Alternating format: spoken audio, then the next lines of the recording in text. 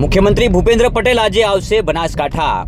મુખ્યમંત્રી ડીસાના આખોલ ખાતેથી પાણી પુરવઠા વિભાગની 633 કરોડના ખર્ચે તૈયાર થયેલ યોજનાઓનું કરશે લોકાર્પણ।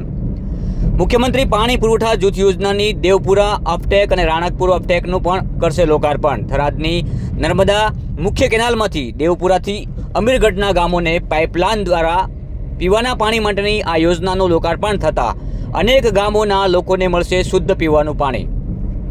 પાણી પુરવઠાની 2 યોજનાઓ થકી 192 ગામના ટોટલ 7 લાખ લોકોને દૈનિક 6.40 કરોડ લીટર પીવાનું શુદ્ધ પાણી મળી રહેશે। મુખ્યમંત્રીની અધ્યક્ષતામાં આજે ડીસામાં યોજાશે ગરીબ કલ્યાણ મેળો, જેમાં અનેક લાભાર્થીઓને પણ લાભ મળવા જઈ રહ્યો છે।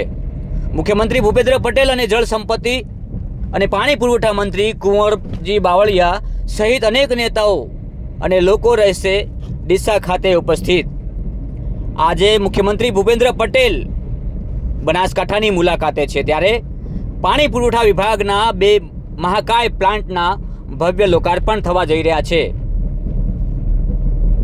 સિંચાઈ તેમજ પીવાના પાણીની અનેક વખત બનાસકાંઠા જિલ્લાને મુશ્કેલી પડી છે, ત્યારે હવે પીવાના પાણીની સમસ્યા કંઈક અંશે હલ થવા જઈ રહી છે। સાથે સાથે આગામી સમયમાં સિંચાઈના પાણીના પણ અનેક પ્રશ્નો હલ થવા માટે કટિબદ્ધ સરકાર નર્મદાની મુખ્ય કેનાલમાંથી દેવપુરાથી અમીરગઢના ગામોને પણ પાઇપલાઇન દ્વારા પીવાના પાણી માટેની આ યોજનાનું લોકાર્પણ થતાં અનેક ગામોના લોકોને મળશે લાભ।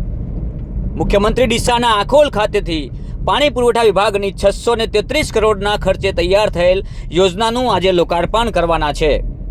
ત્યારે સાથે સાથે આજે ડીસા ખાતે યોજાશે ગરીબ કલ્યાણ મેળો, જેમાં અનેક લાભાર્થીઓને પણ લાભ મળવા જઈ રહ્યો છે।